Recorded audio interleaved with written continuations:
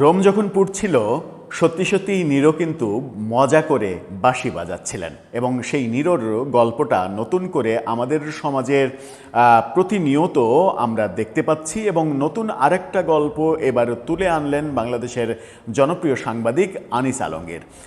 আনিস আলমগীরের একটা ভালো খবর আছে, আজকে দুদকের মামলায় তাকে স্থায়ী জামিন দেওয়া হয়েছে, অর্থাৎ তাকে আর কারাগারে নেওয়ার সম্ভাবনা নেই, যদিও মামলাগুলো মিথ্যা মামলা।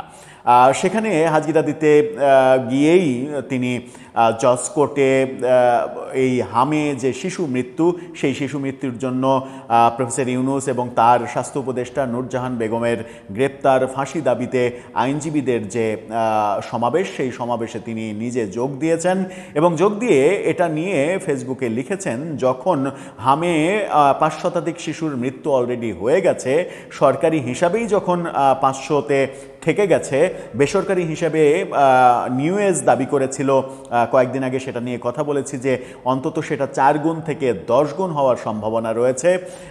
তার মানে 4 গুণ হলে 2000, 10 গুণ হলে অন্তত মানে দেখা যাবে যে 5000 শিশুর মৃত্যু হয়েছে। এই মহামারী অবস্থা যখন চলছে, তখন জুলাই যোদ্ধারা কেউ ঘটা করে মানে আনন্দ করে উৎসব করে বিয়ে করছেন, আর অন্য জুলাই যোদ্ধারা সেই বিয়েতে অংশগ্রহণ করে বিরিয়ানি খাচ্ছেন উৎসব করে। আর অন্যদিকে হাসপাতালে হাহাকার শুরু হয়েছে হামে শিশু মৃত্যুতে। আমরা মায়েদের আহাজারি, কান্না, সেই কান্নার শব্দ শুনছি। চলুন একটু আলোচনা করে দেখি কি বললেন আনিস আলমগীর।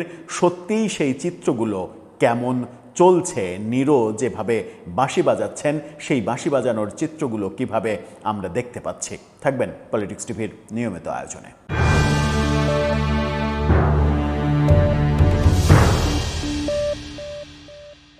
দর্শক, বলছিলাম যে সাংবাদিক আনিস আলমগীরের কথা। তিনি আজকে স্থায়ীভাবে জামিন পেয়েছেন এবং সুপ্রিম কোর্টের আইনজীবীদের, সুপ্রিম কোর্ট না, জজ কোর্টের আইনজীবীদের এই হামের শিশু হত্যার প্রতিবাদে যে কর্মসূচি, সেখানে তিনি অংশগ্রহণ করেছেন। তার অংশগ্রহণের এই ছবিটা দেখে নিন। সেখানে ইউনূস সরকার কর্তৃক দেশবিরোধী মার্কিন বাণিজ্য চুক্তি নিয়ে ব্যানার রয়েছে, সেই চুক্তি বাতিল। আর একটা ইয়ে ছিল হামের শিশু টিকা, এই ব্যাপারগুলো নিয়েও তাদের প্রতিবাদ সমাবেশ এগুলো হয়েছে।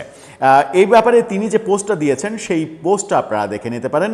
সেই পোস্টে তিনি লিখেছেন যে একজন ছাত্রনেতা গুলিবিদ্ধ হওয়ার দিনে নিহারি খাওয়া নিয়ে তুমুল বিতর্ক, আহারে শোক না করে নিহারি খায়, এরকম বক্তব্য। অর্থাৎ আনিস আলমগীর যে ওসমান হাদির গুলিবিদ্ধ হওয়ার দিনে তিনি নেহারি খেয়েছিলেন, নেহারি খেয়ে ফেসবুকে পোস্ট দিয়েছিলেন, সেটা নিয়ে বিতর্ক করেছিলেন কেউ কেউ, যে ওসমান হাদি গুলিবিদ্ধ হয় আর সেই ফুর্তিতে আনিস আলমগীর নেহারি খায়, তার মানে এটার সঙ্গে তার সম্পৃক্ততা রয়েছে, সুতরাং তাকে গ্রেপ্তার করতে হবে। পরবর্তীতে তাকে গ্রেপ্তারও করা হলো।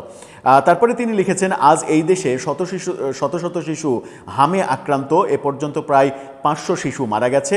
যে অবহেলা, যে ব্যর্থতা, যে নিষ্ঠুর উদাসীনতা এই মৃত্যুগুলোর পেছনে, তার কোনো জবাবদিহিতা নেই, বরং সেই দায়ের কেন্দ্রবিন্দুতে থাকা বিশ্ব বাটপার ইউনূসের সাঙ্গপাঙ্গরা বিয়ের আনন্দে মশগুল, ভোজ উৎসবে ব্যস্ত। তখন প্লেটে থাকা এক বাটি নিহারি যাদের বিবেককে কাঁপিয়ে দিয়েছিল, আজ 500 শিশুর লাশও কি তাদের একটু নাড়া দেয় না?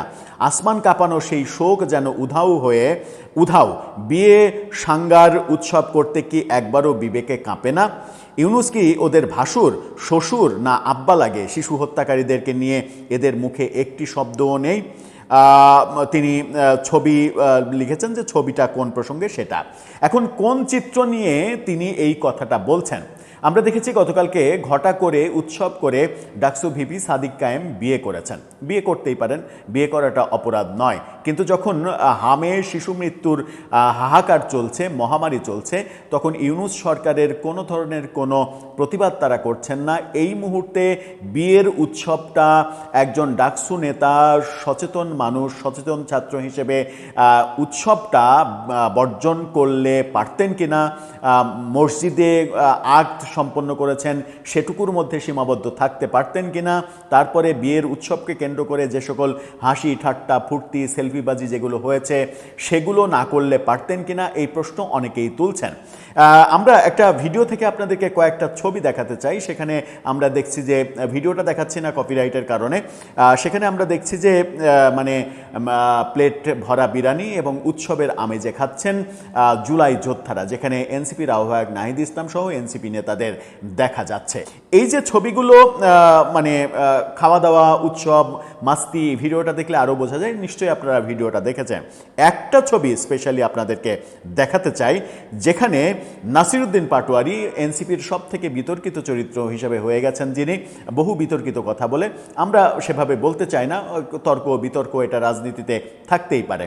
তিনি সেলফি তুলছেন এবং সেলফিতে যাদেরকে দেখা যাচ্ছে তাদের প্রায়ই অধিকাংশই জুলাই যোদ্ধা এবং তারা এনসিপি এবং শিবিরের মেম্বার। সেখানে আমরা হাসনাতকে দেখছি, নাহিদকে দেখছি, সার্জিসকে দেখছি এবং সাদিক কায়েম বিয়ের যে মূল পাত্র তাকেও দেখছি। এবং এই যে হাসির ফোয়ারা, এটাকে নানাভাবে ব্যাখ্যা বিশ্লেষণ করে ফেসবুকে উপস্থাপন করতেও আমরা দেখেছি। আপনাদেরকে আর দুইটা ছবি দেখাতে চাই। এই ছবিটা দেখুন, যেখানে ফেসবুকে পোস্ট করা হয়েছে এভাবে, সাদিক কায়েমের বিয়েতে নাসির সার্জিসের আনন্দঘন মুহূর্ত, এভাবেই কিন্তু ফেসবুকে পোস্ট করা হয়েছে।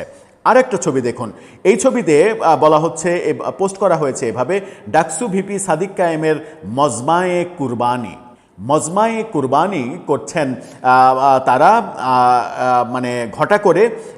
এই মজমায়ে কোরবানি তারা যখন ঘটা করে করছেন, তখন আমার দেশে হাম মহামারীতে আকার ধারণ করেছে এবং শত শত শিশুর মৃত্যু হচ্ছে, লক্ষাধিক শিশু আক্রান্ত হয়ে থাকছে। সরকার তাদের অসহায় বক্তব্য শুনছি যে পরিমাণ আইসিইউ দরকার সেই পরিমাণ আইসিইউ নেই।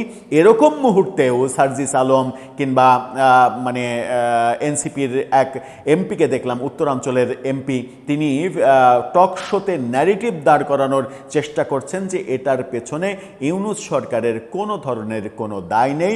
এটার জন্য দায় নাকি তৎকালীন সময়ে স্বাস্থ্যকর্মী যারা স্ট্রাইক করেছিল তারা কোনো টিকাদান কর্মসূচিতে অংশগ্রহণ করবে না, দায় থাকলে তাদের রয়েছে, এই ধরনের বক্তব্য দিয়েছেন তিনি।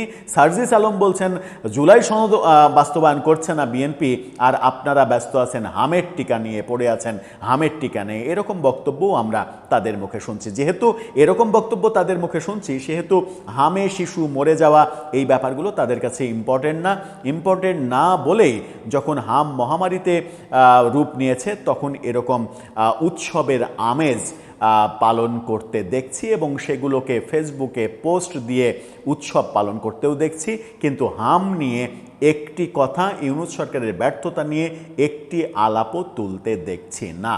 আনিস আলমগীর বোধহয় সত্য কথনই বললেন যে ওসমান হাদি গুলিবিদ্ধ হওয়ার দিনে তিনি নেহারি খেয়েছিলেন, মানে নেহারি